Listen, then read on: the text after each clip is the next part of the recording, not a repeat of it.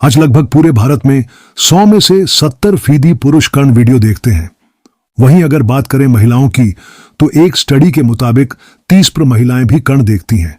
और जाहिर सी बात है, अगर कोई वीडियो देखता या देखती है तो वह हस्त मैथुन भी करते ही हैं।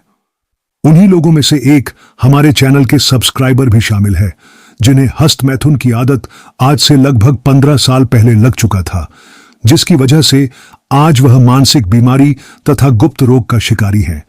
उन्होंने अपनी कहानी हमें ईमेल करके खुद बताया है, ताकि आप लोग उसकी कहानी से सीख लेकर इस हस्त मैथुन रूपी सांप को आज ही कुचल डालो। आपको यह समझ आ जाए कि हस्त मैथुन आपके लिए कितना ज्यादा हानिकारक है। वीडियो शुरू करने से पहले आप लोगों को एक जानकारी दे दूं कि अगर आप भी चाहते हैं हम आपकी भी कहानी अपने वीडियो के माध्यम से लोगों तक पहुंचाएं, तो आप हमें इस ईमेल आईडी पर अपना कहानी भेज सकते हैं। हमारी ईमेल आईडी आपके मोबाइल स्क्रीन पर दिख रही होगी। तो चलिए शुरू करते हैं आज के इस वीडियो को। भारत के पुणे शहर में एक दिलीप नाम का लड़का रहता था, जो एक मध्यम वर्ग के परिवार से बिलोंग करता था। उसके पिता किसी सरकारी विभाग में एक छोटी पोस्ट पर नौकरी करते थे। दिलीप उसके पिता का एकमात्र लड़का का था, इसलिए उसके पिता उसे बहुत ज्यादा प्यार करते थे। इसलिए उसके पिता उसे इंग्लिश मीडियम स्कूल में पढ़ा रहे थे, ताकि उसका बेटा पढ़ लिख कर बड़ा आदमी बने। दिलीप भी पढ़ाई में ठीक ठाक था, ज्यादा अच्छा भी नहीं था। दिलीप का ज्यादा इंटरेस्ट बिजनेस में था, इसलिए वह चाहता था कि क्लास 12 तक पढ़ाई करके कोई बिजनेस करेगा। लेकिन जब वह क्लास 8 में पहुंचा तो उसका दोस्ती एक किशोर नाम के लड़के के साथ हुआ। किशोर बहुत ही चंचल स्वभाव का लड़का था, जो कि उम्र से पहले ही ज्यादा पक चुका था। किशोर पहले से ही कौन वीडियो देखता था और हस्त मैथुन भी करता था। तो उसने एक दिन दिलीप से कहा कि भाई, क्या तू एक चीज देखेगा? अरे भाई, बहुत मजा आता है देखने में, तू देखकर गदगद हो जाएगा। दिलीप भी सोचना लगा कि ऐसा क्या चीज है जो किशोर मुझे दिखाना चाहता है। तो उसने बोला कि भाई, अभी तो स्कूल में हूं, मैं आज शाम को तेरा घर आता हूं, तब तू मुझे दिखाना। फिर स्कूल खत्म करने के बाद शाम को दिलीप किशोर का घर चला जाता है। किशोर उसे अपने कमरे में ले जाता है और दरवाजा अंदर से बंद कर देता है। किशोर के माता पिता सोच रहे थे कि शायद वे दोनों अंदर पढ़ाई कर रहे हैं, पर ऐसा नहीं था। किशोर दिलीप को कौन दिखाने के लिए अपना घर बुलाया था। फिर वह अपने मोबाइल पर एक वीडियो प्ले करता है। वह वीडियो और कुछ नहीं, कॉर्न था।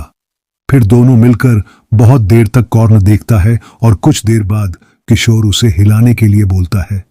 किशोर अपनी लाइफ में पहली बार हिला रहा था, इसलिए उसे बहुत ज्यादा मजा आ रहा था। फिर कुछ देर बाद फ्रेश होकर दिलीप अपना घर चला जाता है। तब रात को सोने के समय उसके दिमाग में वही वीडियो की बात बार बार आता है, इसलिए वह अपने पिताजी का मोबाइल पर रात में फिर से वही गंदी वीडियो देखने लगता है और हस्त मैथुन कर लेता है। उस रात उसने 3 से 4 बार हस्त मैथुन करता है, फिर भी उसका मन नहीं भरता है। इसलिए अब वह रोज वही सब देखने और हस्त मैथुन करने लगता है। धीरे धीरे हस्त मैथुन उसका आदत बनता जा रहा था, और इस बुरी आदत के चलते उसका दिमाग कमजोर हो रहा था, शरीर पतला हो रहा था, आंखों की रोशनी कम हो रही थी। कुछ भी खाता तो ठीक से हजम भी नहीं होता था। उसकी पाचन शक्ति भी कमजोर हो रही थी। चेहरे पर बहुत सारे पिंपल्स निकल गया था।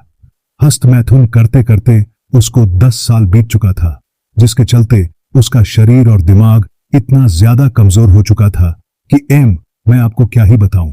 वह अब मानसिक बीमारी का शिकार हो चुका था, पूरी तरह से डिप्रेशन में जा चुका था। हरदम उसके मन में नेगेटिव थॉट आते रहते थे। उसके के मन में हर वक्त एक डर सा बना रहता था। उसको लगता तो था कि वह कुछ गलत कर रहा है, पर उसे यह समझ नहीं आ रहा था आखिर वह क्या गलत कर रहा है। अपने से बड़े लोगों के साथ बात करने में उसे डर लगाता था। उसे लगता था कि उसने कोई पाप किया है, इसलिए वह हर किसी से मुंह छिपाना चाहता था। हर वक्त कमरे में बंद पड़ा रहता था। उसे कुछ भी अच्छा नहीं लगता था। कभी कभी कमरे में बंद होकर रोता रहता तथा कभी कभी आत्म पर हत्या का भी ख्याल आता था। घर में उसके माता पिता भी उसको लेकर बहुत ज्यादा परेशान होने लगा था कि आखिर यह हो क्या गया है। उसके बेटे को किसी को कुछ समझ नहीं आ रहा था कि ऐसा क्यों हो रहा है और समझते भी कैसे, इस बारे में कोई थोड़ी ना जिक्र करता है अपने माँ बाप से कि मैं हस्त मैथुन करता हूं। दिलीप की हालत धीरे धीरे और भी ज्यादा खराब हो रहा था, पर वो हस्त में भी किए जा रहा था। फिर एक दिन वह संगीत YouTube 1 करके हमारे चैनल का बहुत सारा वीडियो को देखने लगता है।